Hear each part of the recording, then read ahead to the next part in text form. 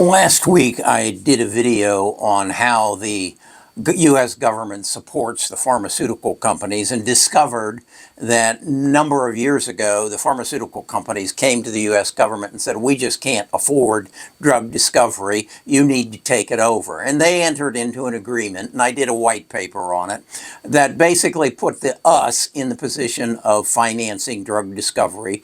And then they ran it through the universities. The universities picked up a royalty. The scientists picked up a royalty, and then we turned around and paid for the drugs. And as a result of that, I said, I need to look deeper into how these people are making money, and they must be making money if they aren't paying for the discovery. And I found that they do, but some make more than others. And those that made a lot during the pandemic as they took the discoveries from the universities of the COVID vaccine, and then the government paid for all of us to get the shot, and they made money hand over fist. But some of them then had their pipeline, like Eli Lilly, filled, and they got in the obesity drug business, kind of backdoored.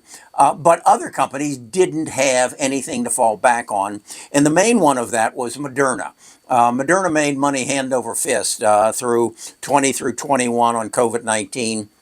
Their revenues reached a peak in 21 to 22 of somewhere in the neighborhood of $19.3 billion. And then when we stopped getting the vaccine, they crashed and burned, and that 19 billion turned into 6.8. And the price of the stock dropped from $200 down to where it's selling now, around 25.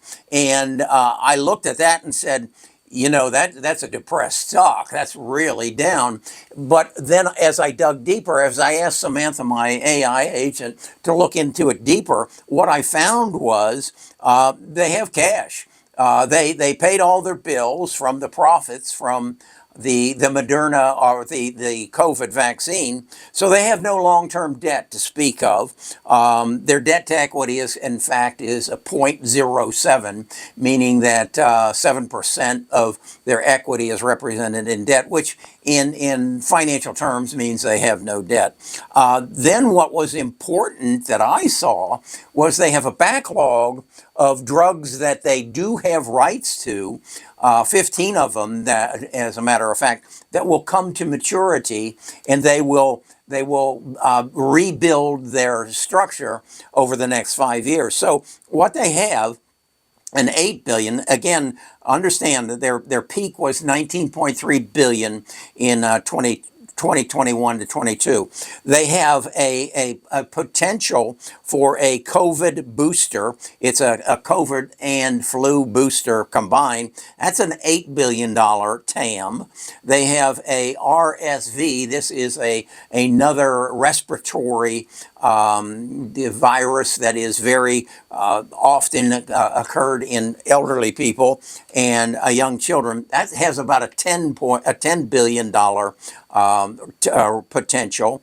Then they have another influenza vaccine for about $7 billion, and then a CMS. CMS is a vaccine for expecting mothers that so that a virus that the mothers and the children don't get. That has a $3 billion potential spam or TAM. And then they have a cancer vaccine that's in early stages that has the potential of $10 to $30 billion in revenue. So again, adding those all up, we're looking at something in the neighborhood of a potential annual revenue of somewhere between 25 and 27 of $20 billion. And again, reflecting back, in their height, when their stock price was $200 a share, that was $19.3 billion, and they're projecting they're going to have an annual between 20 and 25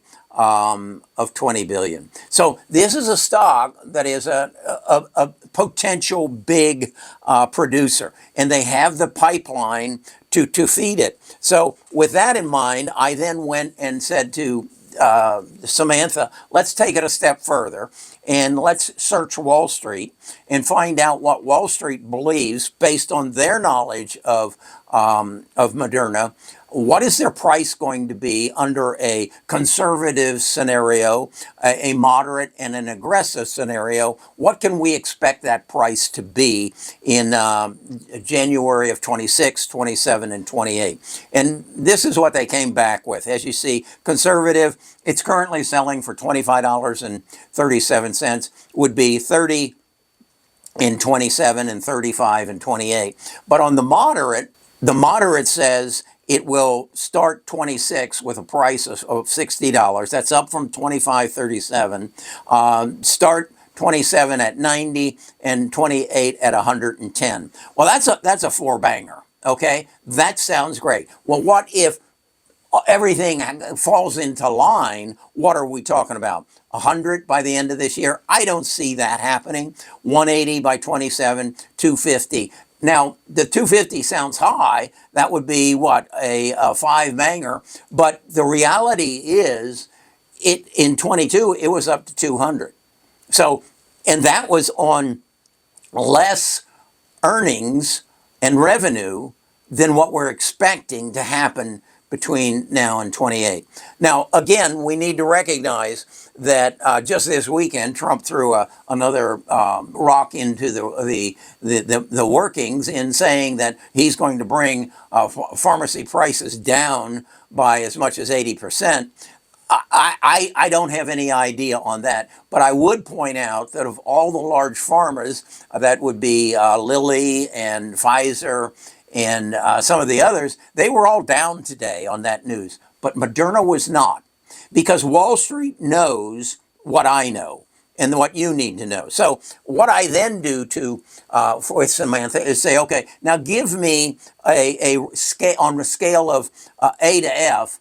How does Moderna stand up? And it says your growth opportunities and the growth outlook is an A. Financial strength, they have no debt, is an A. Innovation pipeline, I just went through all the drugs that they have in the pipeline, everything from any virus that you might get to potentially cancer. That innovation pipeline is an A. And again, this is ranking them against the other pharmaceuticals. Value in price, a B. They're underpriced right now, substantially. So, there is value there, but they don't pay a dividend, so they don't get an A on value.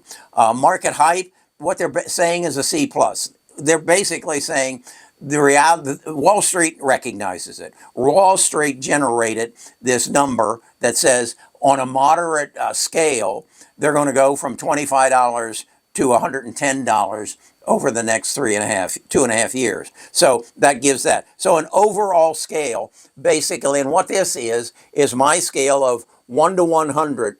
What is the risk and return relationship as I consider to put it into my portfolio? And Moderna is about as high as I've been able to come up with a score of 89. So I don't want you to take my word for it. I think it's not healthy for someone to watch someone on YouTube and say, hey, he seems to know what he's talking about. Maybe he doesn't. I want to substantiate it. I want you to read the reports I have read.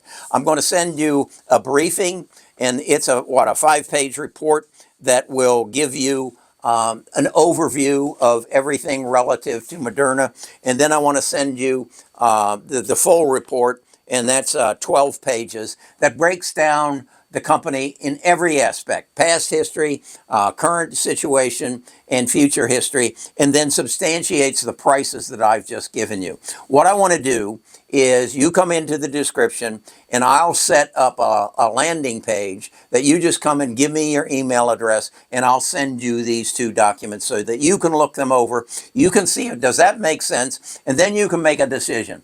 I have another 59 stocks that I've done this kind of analysis for, and you can have access. You can come to my website, and on the website, it will give you a link to all 60 of the stocks that I've analyzed, and you'll get the briefing, which is the short report, the financial health, which is the long report, and then you're also going to find a deep dive.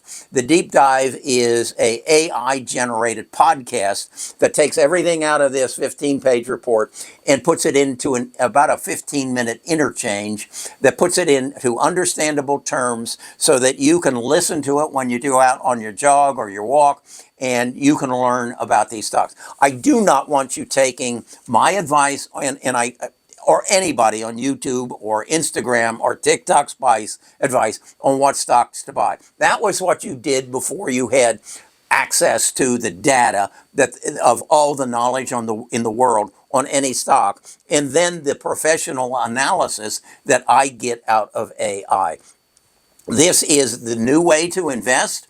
I want you to benefit from it, and I'll make it available to you for less than $1 a day. So check it out. Check out Moderna.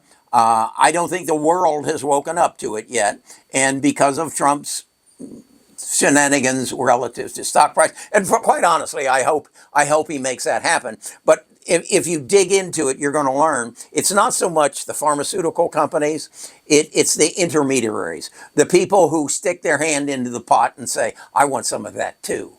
And they create chains that you've got to go through, a complicated supply chain to make drugs available. And I think what he's saying, he's going to clean that up. So take a look at Moderna. I think it might be the best stock you can buy today for $25.37, and then sell it in January of 2028 for 110 up to as high as 250. Take a look at it. Let me know what you think.